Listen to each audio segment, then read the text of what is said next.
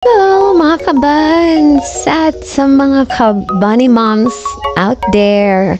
Happy Mother's Day sa inyong lahat.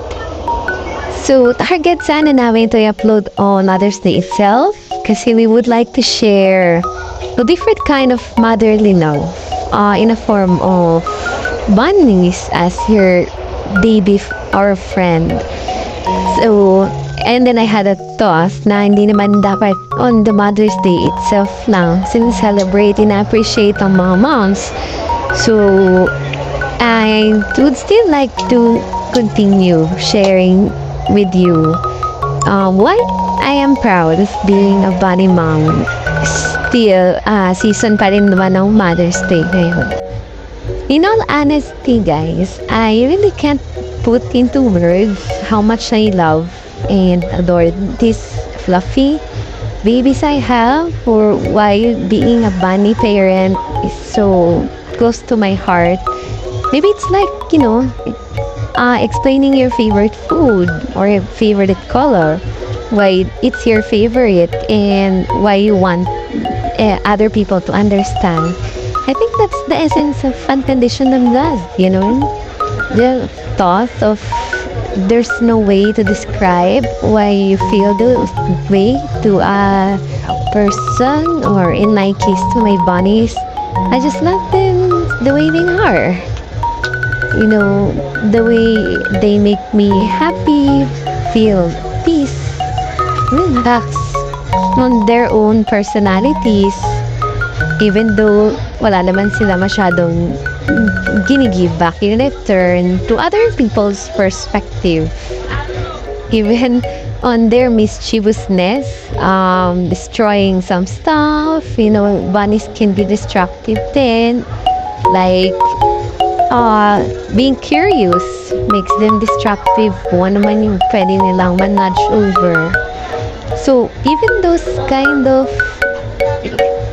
naughtiness for other people, irritation na sa kanila. But for me, I feel still happy because I know they're healthy, they're happy, confident in my surroundings, or at least in my home as well. They are my home, actually. They're my saving grace on the times that I'm emotionally imbalanced. Man, life, it's a roller coaster of emotions. So, just their presence and quirkiness is enough for me to be grounded again, to remind me that there are these cute bunnies that rely on my strength, that lean on me for their support. So that makes me feel special, in a way. And I know even the smallest gesture na hindi maintindihan ng iba, I know in my heart that they are also concerned of my well-being. So that makes me very worthy of, or at least worthy to path of being a bunny parent. Kaya sa mga moms out there, not just bunny moms, pero in general, whether it's biological mother love or you had the same kind of unconditional love you feel for your fluffy friends, happy Mother's Day. Belated man, but every day is a special Mother's Day celebration. Ngayon, hopefully, nasagot yung question, why am I proud of being a bunny mom? But if you want a straightforward answer, it's just, I am.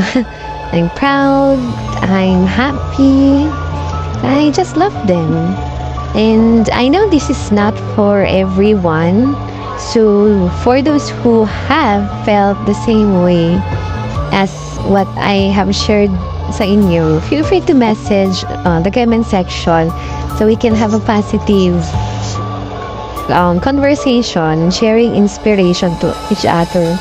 And for those who are curious, what kind of love am I talking about? Feel free to do so on your yourself, experience it on yourself. But if you were to choose a bunny as a pet, syempre the famous are dogs and cats, make sure to do your own research first, kahit anong kind of pet man yan that you choose. But for bunnies specifically, we need patience as a virtue, because these animals, these cute, adorable, fluffy bunnies are prey animals, so it's not easy for them to trust human, and it needs time. Depends on the personality of the bunny, circumstances, and of course how you are determined to get their love as well, but to love you back. So yeah, I have a video before why you should choose a bunny, and maybe that would help you decide if this is the right companion for you. I mentioned there na may part 2, pero siningit ko na to because of the Mother Day season. But eventually, in a few days, I will be uploading the next part of that video to help you decide if bunny is the right companion or friend that will help you feel special like I do with them. So yun, happy Mother's Day again everyone, and mabuhay ang ating mga bunnies. Always take care.